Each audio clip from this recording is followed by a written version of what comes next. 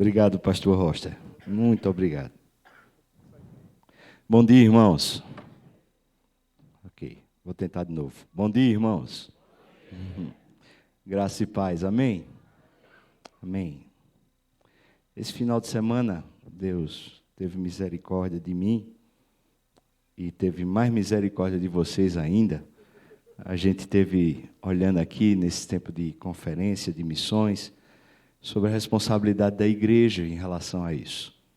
A gente começou tentando entender que o cenário todo da grande comissão é o cenário da ressurreição e é o cenário onde o reino de Deus é exposto.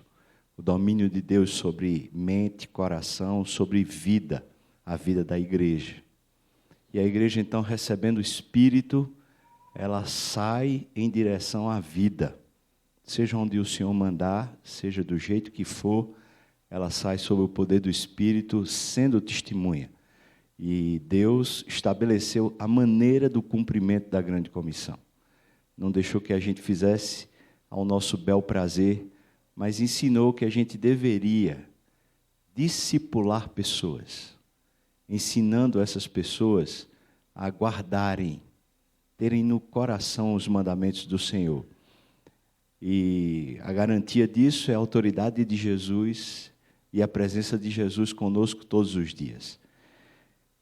Só que desde o começo a gente viu aqui, e a gente tem visto isso na vida, que essa obra, que é a Missio Dei, a obra de Deus, essa missão, ela não é para gente como a gente pecadora, gente assim, cheia de vontades, gente que gosta do conforto, gente que prefere muitas vezes se poupar a se gastar.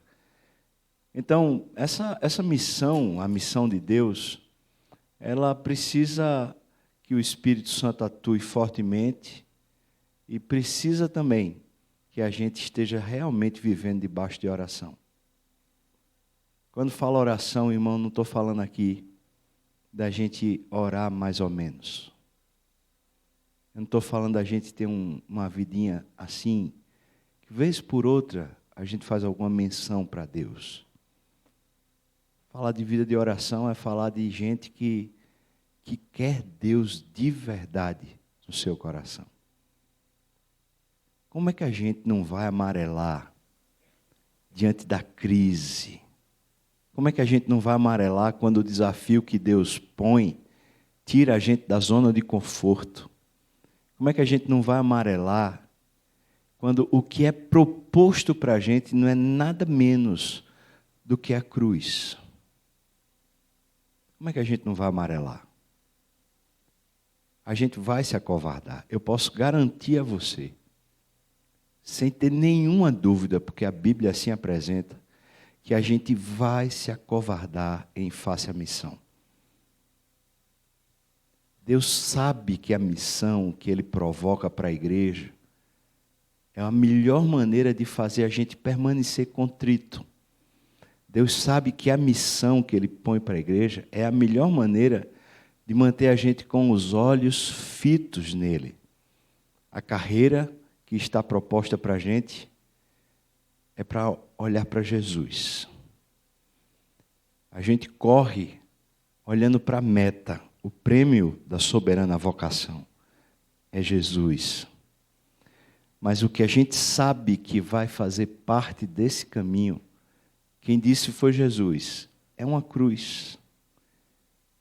Nós vamos ser crucificados. Não vai ser a cruz que vai, a nossa cruz não vai salvar ninguém, nem a nossa vida. Mas vai ser o cumprimento cabal do ministério que Deus nos confiou. O próprio Paulo, quando estava sendo tragado pela morte, quando estava sendo levado, ele disse que estava oferecendo a Deus o seu sacrifício como uma libação. Ele disse, eu já cumpri o meu ministério. Eu cumpri a carreira que estava proposta. Eu guardei os mandamentos, as ordenanças, eu guardei a fé. Eu agora estou me oferecendo como uma libação, como um sacrifício para o Senhor. O próprio Paulo, escrevendo aos Romanos, faz questão de dizer para mim e para você que o único culto racional, não o culto litúrgico da igreja, mas o culto da vida, um único culto racional que gente como eu e você pode ter, é oferecer o seu corpo como um sacrifício vivo, santo e agradável a Deus. Não pensa que a proposta de Deus para a nossa vida aqui na terra é a gente fazer como Salomão fez quando estava escrevendo Eclesiastes. A gente correr atrás do vento. Vaidade de vaidade, sendo levado por projetos de prazeres, por projetos de status, por projetos de conquistas pessoais. Nós somos de uma vez para sempre conquistados pelo poderoso sangue de Jesus. Jesus nos tomou definitivamente, fez uma aliança super poderosa, a aliança que não tem ninguém que consiga quebrar.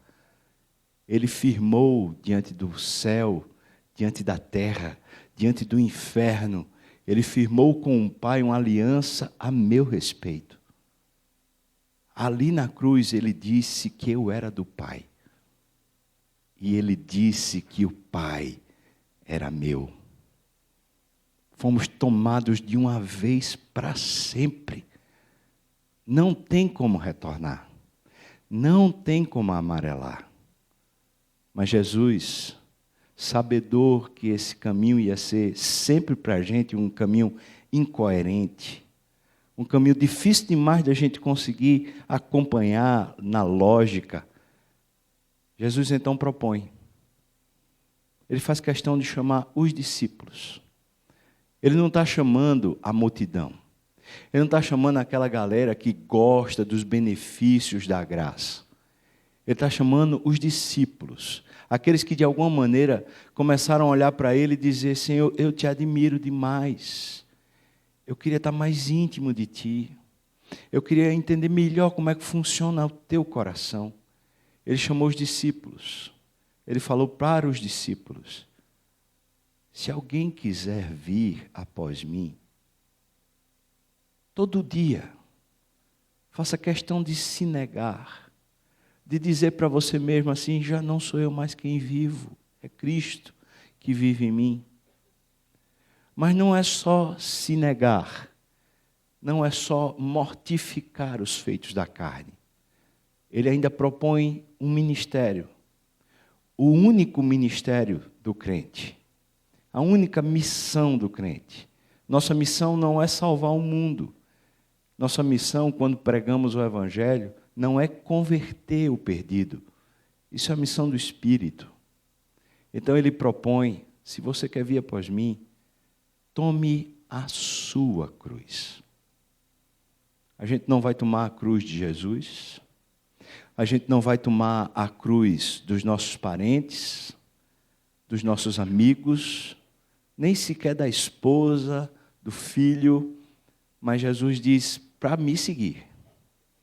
Se há um caminho de coerência com a fé que eu estou entregando a vocês, para me seguir, vocês vão ter que tomar a cruz pessoal.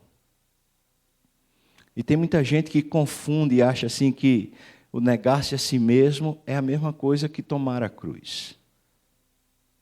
Mas para Jesus não foi a mesma coisa. Lá em Filipenses capítulo 2 diz que ele negou-se a si mesmo, esvaziando-se, assumindo a forma de gente.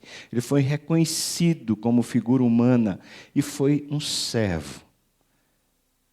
Mas aí o texto diz que o maior ápice desse esvaziamento foi ele assumir a cruz, morrendo por nós.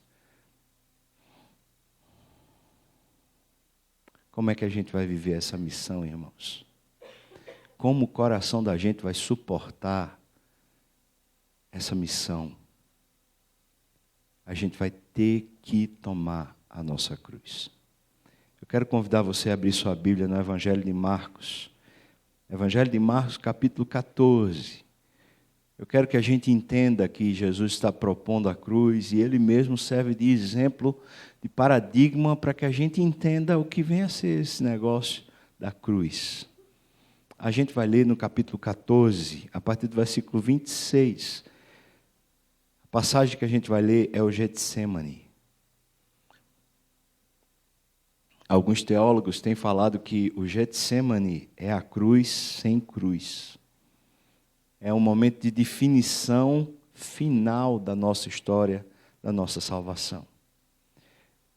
Se houve, veja que eu estou colocando se é possível que tenha havido um momento de crise entre Deus, o Pai, e o Filho a respeito da nossa salvação, se é possível que tenha havido algum momento onde a nossa história de salvação ficou em dúvida, se é possível isso, claro que não é, mas se fosse possível isso, esse momento seria o Getsemane.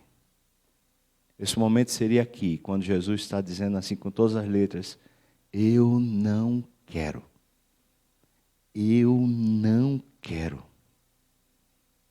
Se fosse possível a nossa salvação correr algum risco, seria aqui, no Getsemane. Vamos ler a partir do versículo 26, Marcos, capítulo 14, a partir do versículo 26, a gente vai ler, diz assim a palavra. Tendo cantado um hino, saíram para o Monte das Oliveiras. Então lhes disse Jesus, todos vós vos escandalizareis, porque está escrito, ferirei o pastor e as ovelhas ficarão dispersas. Mas depois da minha ressurreição, irei adiante de vós para a Galiléia. Disse-lhe Pedro, ainda que todos se escandalizem, eu jamais. Respondeu-lhe Jesus, em verdade te digo que hoje, nessa noite, antes que 2 vezes cante o galo, tu me negarás 3 vezes. Mas ele insistia com mais veemência, ainda que me seja necessário morrer contigo, de nenhum modo te negarei. Assim disseram todos. Então foram a um lugar chamado Getsemane. Ali chegados, disse Jesus aos seus discípulos, assentai-vos aqui enquanto eu vou orar. E levando consigo a Pedro, Tiago e João, começou a sentir-se tomado de pavor e de angústia. E lhes disse, a minha alma está profundamente triste até a morte. Ficai aqui e vigiai. E adiantando-se um pouco, prostrou-se em terra. E orava para que, se possível, lhe fosse poupada aquela hora. E dizia, Abba, Pai, tudo te é possível. Passa de mim esse cálice. Contudo, não seja o que eu quero, e sim o que tu queres. Voltando, achou-os dormindo e disse a Pedro, Simão, tu dormes? Não pudeste vigiar nem 1 hora? Vigiai e orai para que não entreis em tentação. O espírito, na verdade, está pronto, mas a carne é fraca. Retirando-se de novo, orou, repetindo as mesmas palavras. E voltando, achou-os outra vez dormindo, porque os seus olhos estavam pesados. E não sabiam o que lhe responder. E veio pela 3ª vez e disse-lhes, ainda dormis e repousais? Basta! Chegou a hora. O Filho do Homem está sendo entregue nas mãos dos pecadores. Levantai-vos, vamos! Eis que o traidor se aproxima. E logo falava ele ainda, quando chegou Judas, um dos 12, e com ele vinda da parte dos principais sacerdotes, escribas e anciãos, uma turba com espadas e cacetes. Ora, o traidor tinha-lhes dado esta senha, aquele a quem eu beijar é esse, prendei-o e levai-o com segurança. E logo que chegou, aproximando-se, disse-lhes, Mestre, e o beijou. Então lhe deitaram as mãos e o prenderam. Nisto, um dos circunstantes, sacando a espada, feriu o servo do sumo sacerdote e cortou-lhe a orelha. Disse-lhe Jesus: saístes com espadas e cacetes para prender-me, como a um salteador? Todos os dias eu estava convosco no templo, ensinando, e não me prendeste. Contudo, é para que se cumpram as Escrituras. Então, deixando-os, todos fugiram. Seguia-o um jovem coberto unicamente com um lençol, e lançaram-lhe a mão. Mas ele, largando o lençol, fugiu desnudo. Vamos orar de novo, irmãos. Pai, já foi orado e eu estou orando mais uma vez por causa da minha insegurança, Senhor, e por causa da minha pequenez. Ó Deus, como preciso da Tua misericórdia, porque esse momento é tão poderoso e lindo, Deus. A gente não tem como traduzir tudo que está aqui para esse momento, mas eu te peço, se for da Tua vontade, o Senhor pelo menos alcance nosso coração, Deus. Talvez impulsionando um pouco mais. Talvez trazendo para a gente um pouco mais de amor pelo Senhor. Ó Deus, eu não sei precisamente até onde o Senhor vai, mas eu peço ao Senhor que vá em todas as dimensões que o Senhor queira ir, Pai. Que nenhum de nós seja empecilho. Ó Santo Espírito, Tu sabes. Eu não tenho o que nem como, mas o Senhor tem, então, por favor, faça tudo o que Tu quiseres. Eu oro assim, Senhor, no nome de Jesus. Amém, amém, amém. Jesus, se é nosso exemplo, irmãos, e Ele é, se Jesus é nosso exemplo, então Ele está mostrando o que é assumir a cruz, o que é seguir em direção à cruz. No ministério de Jesus, depois que Ele começou a falar acerca do reino, os discípulos entenderam que Ele era o Messias, por uma revelação do Espírito Santo. Pedro faz questão de dizer, esse aqui é o Filho de Deus, esse aqui é o Cristo. Essa interpretação a respeito de Jesus muda um paradigma a respeito de quem é Jesus para os discípulos. Mas Jesus, na hora que os discípulos recebem a revelação do Espírito, Jesus já começa a dizer para eles, é necessário que esse Messias, esse Cristo, esse Filho de Deus, seja entregue nas mãos de salteadores, seja punido e morto, e depois de 3 dias ressuscite. Jesus diz, pelo menos, a Bíblia narra que pelo menos por 3 vezes, Jesus fez questão de ratificar, de confirmar essa mesma informação aos seus discípulos.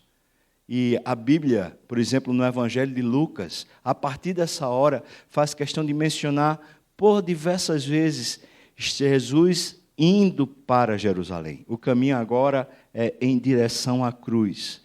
Quando Jesus veio ao mundo, Ele já ia para a cruz. Mas agora, o Evangelho se configura de tal maneira que começa a revelar essa trajetória rumo à cruz. Jesus está fugindo das mãos daqueles que querem lhe prender. O Evangelho de João faz questão de revelar isso, que os homens queriam lhe matar, queriam apedrejá-lo, queriam encontrar uma ocasião para matá-lo, mas ele sempre se esquivava e fugia e se escondia nos arredores, especialmente nos arredores de Jerusalém. Ele se escondia ali a alguma distância, a distância às vezes de um dia de viagem, enquanto ele estava esperando o momento que o Senhor havia de mandá-lo para a morte. Então, ele faz a entrada triunfal em Jerusalém, a entrada que confirmava que ele era o Messias, e durante aqueles últimos dias de vida, Jesus faz alguns discursos que são daqueles mais difíceis. Jesus convive com os seus mais chegados durante esse período. Aquele tempo ali, os evangelhos vão contar para a gente que as horas vão se tornando cada vez mais escuras. O tempo está se abreviando, o dia da sua morte está se tornando cada vez mais intenso. E então, no dia em que ele seria julgado, nós encontramos a narrativa de que Jesus viveu uma agenda super difícil. A Bíblia nos diz que ele foi para a ceia com seus discípulos. E quando ele foi para a ceia, ele tira a sua blusa, ele põe uma espécie de toalha, e então ele pega uma bacia de lavar e começa a lavar os pés dos discípulos. E a Bíblia diz, lá no Evangelho de João, que esse lava-pés tem a ver mais com a traição de Judas do que com qualquer outra coisa. Há, por 3 vezes na narrativa, menção a que Judas haveria de traí-lo. E Jesus está lavando os pés de Judas, no contexto da história em que ele está indo para a cruz morrer. Isso faz a gente entender um pouquinho o que é que estava significando para Jesus ir para a cruz. Ele, em vez de estar rilhando os dentes, em vez de ele estar se indispondo, no meio daquela crise, talvez eu vou chamar uma crise existencial profunda, emocional profunda, afinal de contas, daqui a algum tempo eu vou morrer, e não vou morrer apenas uma morte assim, de um acidente, de um problema, de uma coisa que chega, mas eu vou morrer de maneira traumática, eu vou estar entregando minha vida e todo o pecado do mundo vai cair sobre mim e eu vou ser abandonado pelo Pai. Jesus sabe que isso tudo vai passar com ele. Então ele está cada vez mais sentindo a dor da ofensa, sentindo a dor da traição, sentindo a amargura, o prejuízo, está sentindo que o tempo está chegando. E Judas talvez fosse a melhor expressão visível de todo o colapso que ele passaria. Toda a dor talvez pudesse ser traduzida naquela pessoa chamada Judas, que haveria de traí-lo. Mas ele está lá, lavando os pés aos discípulos, e ele lava o pé de Judas, assim como ele lavou o pé dos outros discípulos. Nesse contexto, Jesus diz para os seus discípulos, vocês vão fazer o mesmo que eu fiz. Muita gente tem traduzido isso de uma maneira equivocada. Existe até a expressão de lava-pés literal. Mas o que Jesus está dizendo é que no contexto de gente que está indo para a cruz, inimizade não é possível. Ainda que a gente seja traído, ainda que a gente tenha desafetos, ainda que pessoas queiram nos destruir, ainda que pessoas discordem tão frontalmente da gente, ao ponto de querer nos matar, não é possível para um discípulo que está tomando a cruz de Cristo, não é possível que tenha no seu coração esse tipo de sentimento, a amargura, a mágoa, o rancor, o ressentimento, não é possível. Não é possível. Se alguém está tomando a cruz, se alguém está seguindo Deus em direção ao ministério, à vocação proposta, ao cumprimento cabal daquilo que Deus quer que a gente faça, se alguém está indo em direção ao Senhor, não é possível que se mantenha debaixo de rancor, de mágoa, de ressentimento. E quem assim o faz, é porque não está tomando a cruz. Quem assim o faz, é porque ainda não aprendeu o que significa o ministério. O ministério significa exatamente isso, servir. Significa exatamente isso, se humilhar. Significa exatamente isso, lavar ou abençoar aos pés daqueles que nos odeiam, daqueles que nos detestam, daqueles que querem de alguma maneira sabotar a nossa vida. A Bíblia diz, lá no Evangelho de João, que Jesus está já debaixo de opressão, quando ele sai daquele cenário do lava-pés. E então ele vai orar. Ele, antes de chegar até o lugar de oração, onde ele vai fazer a oração sacerdotal, o Evangelho de João faz a narrativa no capítulo 14, no capítulo 15, no capítulo 16, que ele faz questão de cuidar da alma e do coração dos seus discípulos. Ele diz, olha, não se turbe o vosso coração. Crede em Deus, crede também em mim. Na casa do meu Pai há muitas moradas. Se não fosse assim, eu vos teria dito. Vou preparar-vos lugar. Olha, podem crer que as obras que eu tenho feito, obras ainda maiores, vocês farão. E aqueles que têm os meus mandamentos e os guardas, esse é o que me ama. E aquele que me ama será amado por meu Pai. E eu também o amarei e me manifestarei a ele. E então Jesus diz, olha, vocês esperem, porque vai vir outro Consolador, ele virá e ele pegará e julgará o mundo e trará a confirmação do pecado nos corações do mundo, trará o juízo sobre o mundo, e o Espírito, quando vier, ele também vai ensinar vocês todos os caminhos da verdade e guiará vocês pelo ensino e pela palavra da verdade. O Espírito vai descer sobre vocês. Jesus está trazendo as últimas informações antes da sua partida, antes da sua morte. Ele está trazendo, de alguma maneira, inspiração e conforto. Agora, irmãos, entenda que esse homem está debaixo de muita opressão. Ele está nesse cenário, enquanto ele consola, conforta, enquanto ele traz inspiração aos seus discípulos, ele está sendo traído pelo seu amigo. E não pense que há ironia nessa palavra amigo, porque Jesus, quando está lá no Getsemane, que Judas chega ao seu encontro e beija ele, ele chama Judas de amigo. Jesus está sendo traído pelo seu amigo, ele tem consideração ainda por Judas. Judas está endemoniado, Judas está cheio de trevas no seu coração, mas Jesus o ama, continua amando ainda Judas, porque o tem como amigo. Enquanto ele está sendo traído, ele tem ainda inspiração, ele ainda tem de Deus o suficiente para trazer consolo e conforto para aqueles que estão de alguma maneira sentindo que as trevas estão chegando. Então, no capítulo 16, no final, ele faz questão de dizer, olha, no mundo vocês vão passar por tribulação. As provações vão ser medonhas, vai haver muita luta, muito enfado, muita canseira, mas tenham bom ânimo, porque eu venci o mundo. Glória a Deus. Esse é Jesus, indo para a cruz, amando, servindo, consolando, fortalecendo, inspirando. No capítulo 17, então, a gente consegue vislumbrar, a Bíblia abre a janela e a gente consegue entender a conversa de Jesus com o Pai a nosso respeito. Ele diz, Pai, glorifica-me com a glória que eu tinha antes que houvesse mundo. Oh, Pai, eu tenho feito todas essas coisas para que eles tenham vida, e a vida eterna é essa, que te conheçam a Ti, o único Deus verdadeiro, e a Jesus Cristo, a quem o Senhor enviou. Ó Senhor, envia-os ao mundo como o Senhor me enviou. Senhor, santifica-os na verdade, a Tua palavra é a verdade. Senhor, torna-os um como eu e Tu somos um. Senhor, envia-os como Tu me enviaste.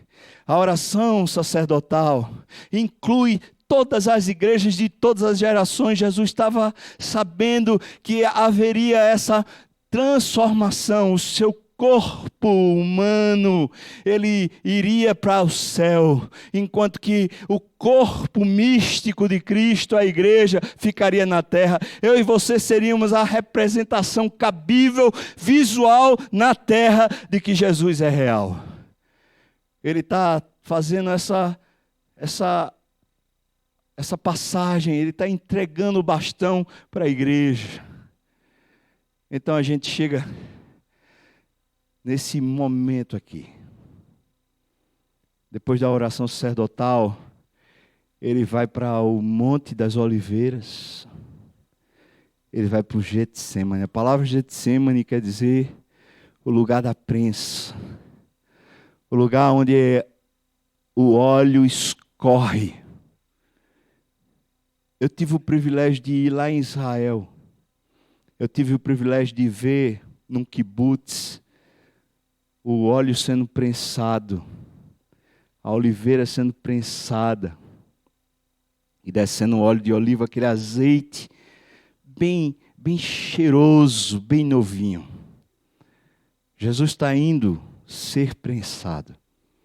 E o Monte das Oliveiras, o Getsemane, é o lugar onde a alma de Jesus vai provar a morte. E dali ele tem que se resolver. Ali ele tem que tomar uma decisão. Antes do Monte das Oliveiras, Jesus fez questão de dizer aos seus discípulos assim, olha, ninguém tira a minha vida de mim? Ninguém. Eu voluntariamente a dou. E eu tenho poder para reavê-la. E ele vai para o Getsemane. Todos os textos que narram o Getsemane falam que a angústia de morte dilacerava de uma maneira assim tão contundente que o Evangelho de Lucas diz que o seu suor se transformou em gotas de sangue. Ele está estressado. Você já esteve estressado, irmão, ou não? Já suou sangue? Não? Então não teve estressado. Você vai dizer, pastor, eu tive um ataque cardíaco. Mas Jesus, em vez de ter um ataque cardíaco, teve o seu suor transformado em sangue. Angústia e pavor. Aquele tipo de insegurança humana que faz a gente ficar paralisado.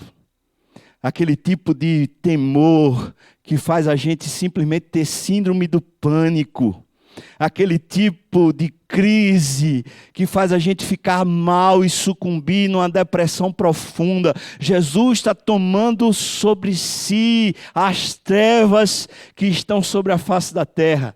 Toda a condenação e juízo do Pai agora está sendo drenado diretamente sobre Jesus. Ele está começando a receber sobre si o castigo que nos traz a paz. Jesus está começando a sentir as trevas como antes nunca ele tinha sentido. Aquela hora é a hora da morte. E Jesus então chega para os seus discípulos e diz: orem por mim. Irmãos, às vezes eu acho que eu sou sentimental demais, mas eu fico pensando assim, a fragilidade desse homem Jesus. Ele é 100% Deus. Ele de fato é Deus ali. Mas a Bíblia diz lá em Filipenses capítulo 2 que ele não julgou como usurpação ser igual a Deus, antes a si mesmo se esvaziou. Então eu posso dizer para você que sendo Deus ali, enquanto ele estava sendo tomado pela morte, não havia nada que Deus nele, a divindade dele o fortalecesse, a não ser a sua humanidade debaixo de muita penitência, debaixo de muita subserviência ao Espírito, debaixo do poder do Pai, debaixo da suficiência do Espírito. A sua carne, a sua humanidade está se revelando cada vez mais. Ele precisa tomar uma decisão pessoal, ainda que essa decisão tenha sido tomada na eternidade passada, mas agora no ponto histórico, naquele momento de dilacerar a alma, ele precisa tomar uma decisão pessoal, e ele está buscando seus amigos e dizendo: orem e vigiem, o negócio está feio, o negócio está difícil, está muito ruim, está muito difícil cumprir o ministério. Está muito difícil cumprir essa obra. Eu não quero mais. Eu não quero mais, eu não suporto esse negócio. Talvez você diga assim: pastor, não tem isso. Mas eu creio que tem isso quando ele diz para Deus o Pai, na sua oração, na abertura do seu coração, quando ele expõe a sua alma aflita e angustiada, ele diz ao Pai: eu toquei, eu amarelei, eu não suporto, passa de mim esse cálice, Deus, eu não quero beber a tua ira, eu não quero beber o pecado, eu não quero beber a morte, eu não quero, Deus. Agora, irmãos, se tomar a cruz significa passar por isso, se ao nos entregarmos à vontade de Deus, nós vamos passar por isso, então é certo que sempre haverá um momento onde a gente quer amarelar. Sempre haverá um momento em que, de alguma maneira, o poder das trevas e a nossa incapacidade humana, a nossa incapacidade de obedecer, a nossa incapacidade de se firmar, vai querer nos tomar de vez, dizendo para a gente assim: larga esse negócio, larga esse negócio. Quantas vezes, irmãos, me permitam assim, quantas vezes eu já quis largar o ministério pastoral? Quantas vezes? Quantas vezes na hora da luta assim, eu digo assim, rapaz, eu vou fazer um concurso público. Nada contra aqueles que fazem concurso e passam. Deus abençoe você na sua vocação. Quantas vezes eu pensei assim, rapaz, eu vou fazer um concurso. Eu vou ali, trabalhar aquelas horas, 6 horas, 8 horas por dia, fazer aquele negocinho, não tem mais nada de nada, que eu chego em casa, vou ver minha vida, vou ver os meus sonhos, quando tirar férias não tem ninguém que me ligue, não tem ninguém que me preocupe, não tem ninguém que me aperreie, eu vou viver para mim mesmo, amém, irmão? Ninguém diz amém. Igreja do Senhor Jesus, tenha misericórdia de mim.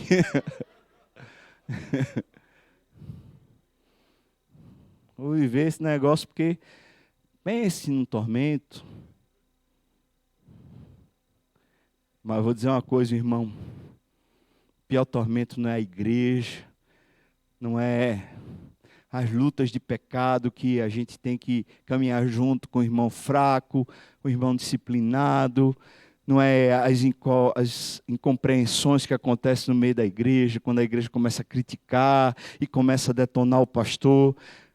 Isso não se compara, irmãos, não se compara a gente saber as Escrituras, a gente conhecer esse negócio, Deus revelar a gente, falar o coração da gente, mostrar a verdade e a gente vê a incoerência da gente, vê que a gente não está vivendo o negócio, vê que a gente não está mostrando de verdade diante do Pai, não é os olhos humanos, porque está todo mundo aplaudindo, dizendo aquele cara é crente, mas a gente sabe a miséria da alma da gente. A gente sabe que a gente não consegue perdoar aquele cara que fez mal a gente fica lá, miserável, eu queria matar esse cara, dar uns troques nele, miserável, pecador. A gente não perdoa. A esposa, a gente não trata como Cristo trata a igreja, a gente não ama, a gente não se afeiçoa, a gente não abençoa, a gente não traz ela para junto do Pai, a gente não faz o que Deus disse para a gente fazer.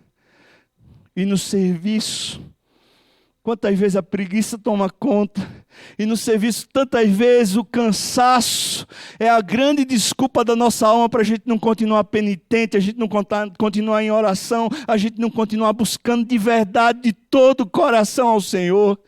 E quantas vezes é mais fácil, mesmo sabendo que Deus é fiel, confiar no poder do braço humano, confiar num homem mais rico, confiar numa pessoa que tem maior capacidade de elucubração, confiar no entendimento humano, confiar na capacidade dos homens. Quantas vezes é mais fácil de confiar? Oh, irmãos, como é difícil esse negócio do ministério. Como é difícil esse negócio de se entregar a Deus e dizer, Senhor, até a morte, Senhor. Como é difícil. O próprio autor aos Hebreus, no capítulo 12, diz, na vossa luta contra o pecado, vocês não têm resistido até o sangue ainda não tem chegado lá. Mas Jesus está resistindo até o sangue. Jesus está resistindo até o sangue. O seu suor está se tornando em gotas de sangue. Jesus está resistindo no Getsemane. Ele está sendo imprensado. Ele está sendo esmagado. Ele olha para mim e para você e diz, é um bando de coitado, é um bando de pecador, é um bando de miserável, mas eu os amo até a morte. Eu amo você até a morte. Jesus olha para você no Getsemane, enquanto ele é imprensado, enquanto ele é esmagado pelo seu pecado, pelo meu pecado, irmãos, o ministério prevalece. Ele veio para dar vida, e vida em abundância. E a vida precisava escorrer, a vida precisava ser prensada e escorrer para alcançar o mundo. Ele está sendo esmagado, mas ele não faz caso. Ele simplesmente ora. E ainda cuida dos seus discípulos, dizendo, o Espírito de vocês está pronto já. A palavra que eu tenho anunciado a vocês tem preparado a alma de vocês completamente. O Espírito de vocês já está pronto. Mas a carne de vocês é miserável, ela é fraca, ela vai amarelar. Orem. Irmãos, isso não é brincadeira. Eu estou vendo Jesus para assumir o seu ministério, para assumir a cruz. Eu estou vendo que Jesus cumpre exatamente o que ele disse para os discípulos. Ele ora. A oração mais difícil e a única oração verdadeiramente missionária. Senhor, não faça o que eu quero, mas faça o que tu queres. Eu pergunto para você, hoje, na situação que você se encontra, talvez assim, com algum tipo de problema, de prejuízo, de perturbação, ou talvez vivendo assim uma vida mais tranquila, dias melhores do que aqueles últimos dias passados que foram meio tenebrosos. Nesse momento que você vive, irmão, você teria, com sinceridade de coração, você teria capacidade de orar dizendo ao Senhor: seja feita a tua vontade, não a minha.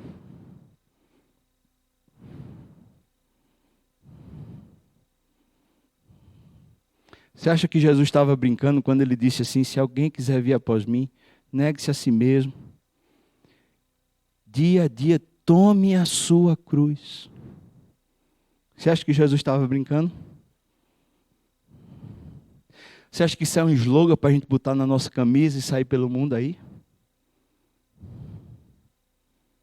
Ministério é o ministério da morte.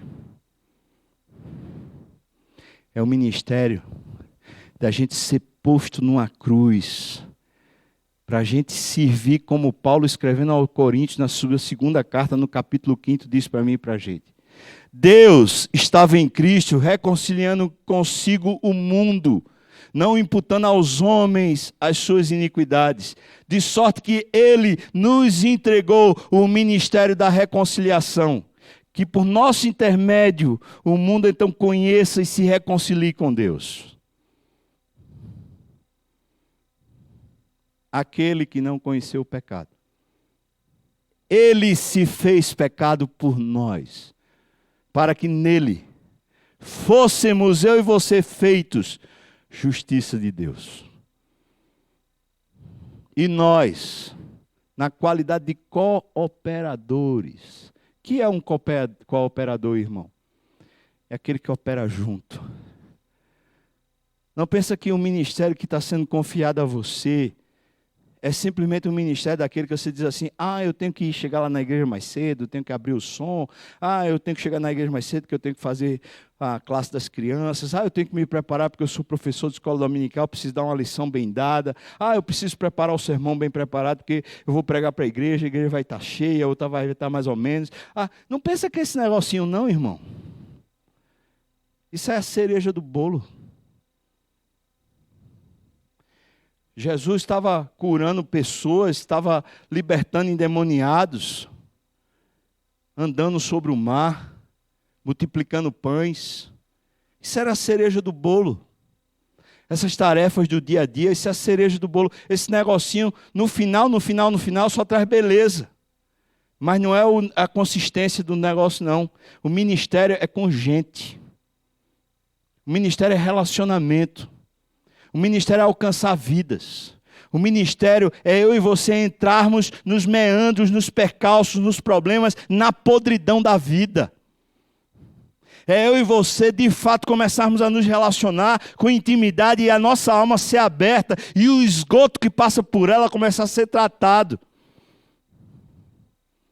O ministério é a gente de fato se importar, porque tem gente que está indo para o inferno, tem gente aqui dentro da igreja, tem gente aqui que foi batizado, tem gente aqui que diz que é crente, mas ainda não conhece o Senhor Jesus e está precisando de Jesus, porque senão vai para o inferno. O ministério é eu e você começarmos a olhar no olho, irmãos, a abraçarmos, cuidarmos. O ministério é de fato a gente se importar como Jesus se importou.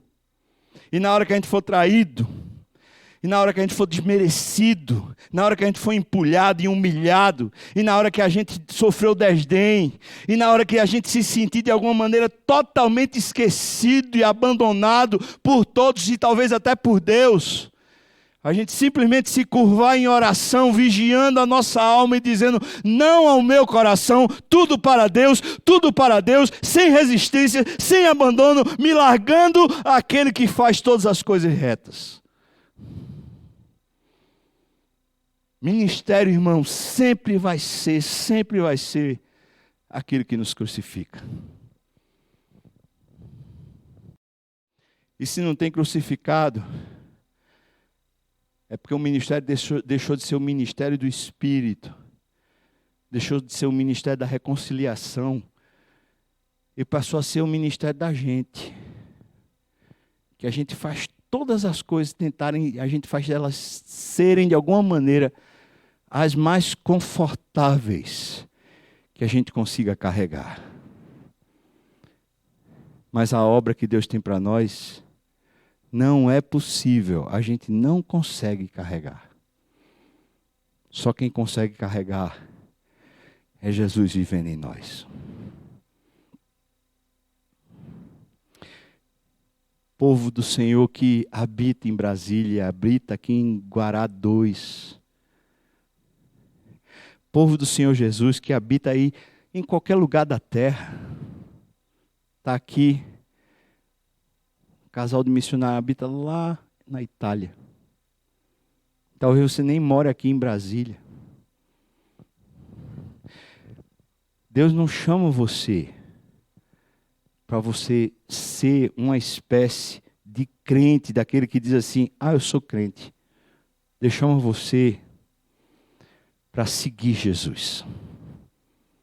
Deus chama você para qualquer obra que Ele queira fazer por seu intermédio, você diga sim, eis-me aqui. Isso vai custar preço, pastor? O que é que você acha, irmão? Quanto vai custar? Olha, eu fico muitas vezes irado com gente que chega e diz assim, eu dei uma oferta.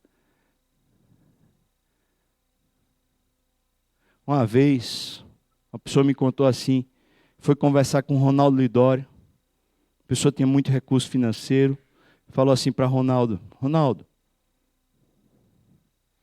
Deus tem me dado bastante dinheiro, meus negócios têm prosperado, eu tenho bastante mesmo, tenho muito mais do que eu preciso. Eu queria saber de você assim, como é que eu posso ajudar, como é que eu posso contribuir aí na obra, na tarefa missionária.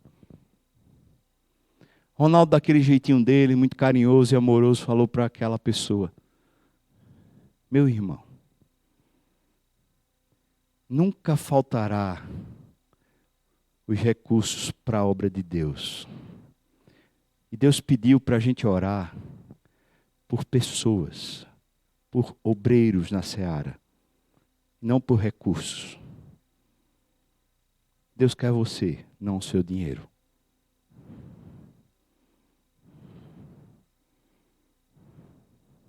Deus quer você, irmão. Não quer sua posição, não quer os seus bens, não quer a sua capacidade de financiar. Deus quer você, o seu sangue, a sua morte, tornando você mártir, testemunha. Quando eu vejo essa obra de Jesus, eu literalmente choro. Como é que Ele pôde fazer tudo isso por mim? Ele disse para os discípulos, vigiem e orem para que vocês não entrem em tentação. Se Jesus estivesse hoje andando aqui pela Igreja Presbiteriana do Guará, e pelos corredores, olhando no seu olho, falando diretamente com você, você acha que quando Ele olhasse para você, Ele diria assim, eu estou vendo alguém que já não considera a sua vida como preciosa para si mesmo. Eu estou vendo alguém que está se gastando inteiramente por mim. Você acha que ele diria isso?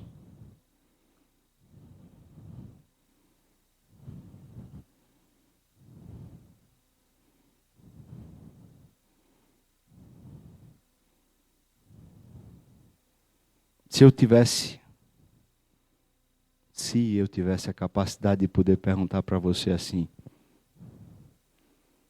você está seguindo Jesus nos moldes que Ele disse, negue-se a si mesmo e tome a sua cruz. Você está seguindo? Qual seria a sua resposta, irmão?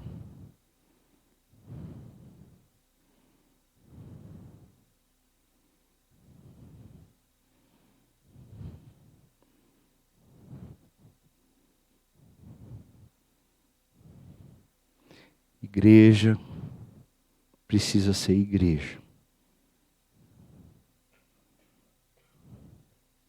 Para ser igreja tem que seguir Jesus.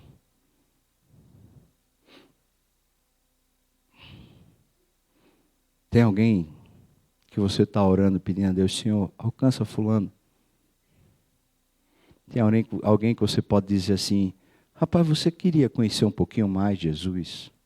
Talvez seja um parente seu que já é crente. Talvez seja alguém do grupo pequeno lá, como é que chama aqui, grupo familiar? É? Talvez gente do grupo familiar que precisa conhecer mais Jesus. Talvez presbíteros. A gente, pastor, precisa conhecer mais Jesus. Irmão, está na hora da gente dizer assim, eu quero Deus de verdade. Eu não quero brincar com esse negócio não. Senhor, eu quero. Até o fim, Deus, eu quero. Porque teu filho não pesou na balança. Teu filho simplesmente se entregou. Eu quero. Está na hora. Está na hora da gente dizer isso e orar, e jejuar, e buscar, e se quebrantar, e dizer, Deus, tem misericórdia, porque a carne está pesando, porque o ego está pesando, porque a luta está pesando, porque é difícil perdoar, porque é difícil ser traído, porque é difícil ser abandonado. Senhor, está difícil, eu estou com vontade de amarelar, mas me segura, me guarda, seja feita a tua vontade, não a minha. Aí talvez a mulher não largue o marido mais, talvez o marido não largue mais a esposa. Talvez o filho se reconcilie com o pai e o pai com o filho. Talvez nesse ministério, aquela pessoa que a gente tem tanto ódio que a gente não lembra mais. Aquela pessoa assim a gente conseguiu cortar da existência. Fulano, não sei mais nada não. Queria que ele morresse, mas já morreu no meu coração. Talvez assim, restaurar a nossa vida, o nosso coração, assim, de uma maneira tão poderosa. Irmão, quero lhe chamar para essa vida abundante. Essa vida que tem sentido, porque lá no céu, quando eu chegar, eu espero de verdade ouvir do meu Senhor dizendo para mim assim, vem, entra, servo bom e fiel. Foste fiel no pouco. Sobre o muito te colocarei. Eu quero ver esse negócio do meu Senhor. Mas diante da cruz é o amarelo, irmão. Não pode ter certeza. Talvez você hoje, como Jesus no Getsemane, você possa dizer, seja feita a tua vontade, Senhor, não a minha. Qual vai ser a repercussão disso? Sei lá, pode ser que você mude de Brasília. Pode ser que você perca o emprego, tenha que largar o emprego lá como servidor público, né? Pode ser que você tenha que fazer uma reviravolta completa na sua mente, que está incrustada de pecado, mundanizada. Você está precisando mudar tudo isso. Eu não sei até onde vai, mas eu sei de uma coisa, irmãos. Muda tudo.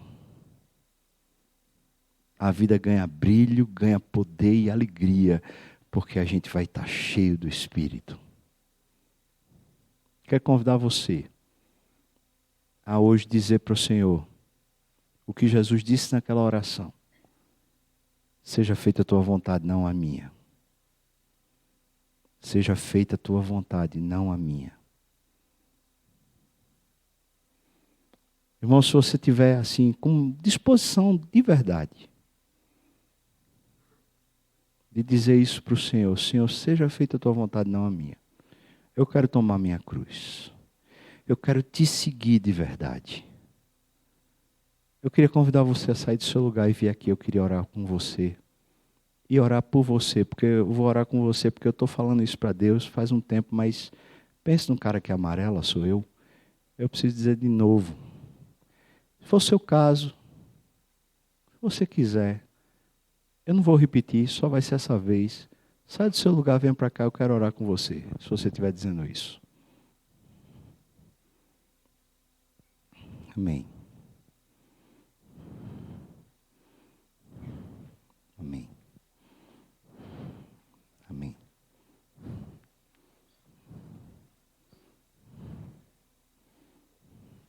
Amém.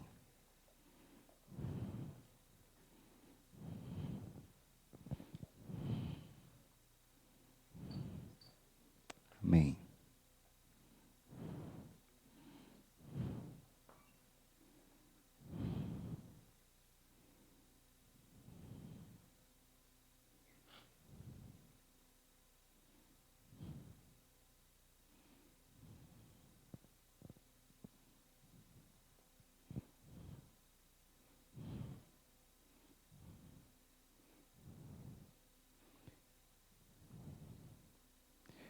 Eu acho que alguma coisa nova Deus pode fazer, ou não?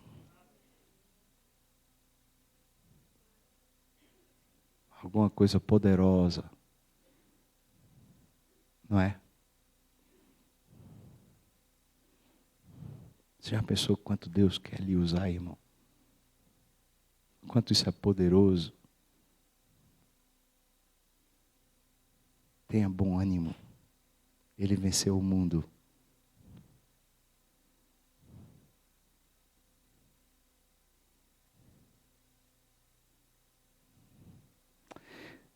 Senhor, nós estamos aqui, assim, constrangidos pelo Teu amor.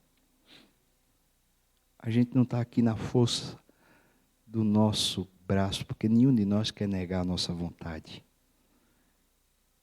Mas Deus, é porque o Teu Espírito de alguma maneira está compungindo a gente. Tem alguma coisa que o Senhor quer fazer aqui nova e muito poderosa. Senhor, quando chegar aquela hora, Deus, que for a hora da luta mesmo, quando nosso coração quiser correr para bem longe, Deus, é nessa hora que eu peço que o Senhor se fortaleça na vida dos meus irmãos. E que essa decisão que a gente faz agora assim, pública, lá no privado, ela se consolide com muito poder e graça, Deus. Para que uma vida nova, aqui em Brasília, no lugar onde a gente trabalha, especialmente lá em casa, uma vida nova comece a brotar, aquela vida que o Senhor orou para que a gente tivesse, a vida abundante. Deus, eu peço mesmo ao Senhor que haja quebrantamento no nosso coração para a gente buscar, mas buscar valendo, Deus. A gente começar a orar como a gente nunca orou, Deus. A gente começar a ler Tua palavra com fome e sede, com vontade de Te conhecer. Por isso eu peço, Deus, abre mesmo pelo Teu Espírito, abre, dilata corações agora, Senhor. Engrandece o Teu nome, faz a gente assim cheios e apegados ao Senhor, amantes, apaixonados por Jesus, cheios de vontade de ver o Teu reino crescer na face da terra, de ver o domínio do Senhor se expandindo, fazendo novas todas as coisas conforme o Senhor disse que faria, Pai. Ó Deus, se há aqui inimizades, ódio, ressentimento, se há, Deus, algum tipo de quebra relacional aqui, ó Deus, que haja agora também quebrantamento de coração e aquele perdão que só vem do Senhor, que só o Senhor pode fazê-lo. Eu peço que o Senhor derrame sobre corações e vá derramando continuamente. E quando a dor voltar, e quando a memória chegar de novo, e quando a gente tiver reticência, Senhor, eu te peço que quebrante de novo o Teu Espírito, de novo alimente a gente para perdoar e amar, perdoar e amar, perdoar e amar.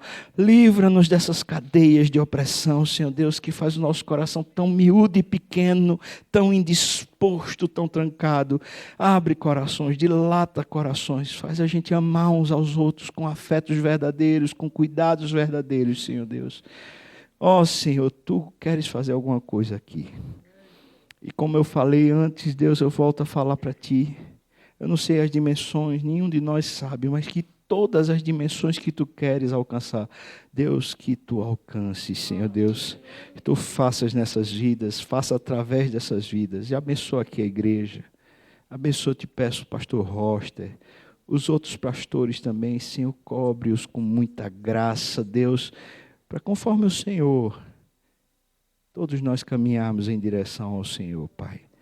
Nos abençoa assim, em nome de Jesus. Amém, amém, amém.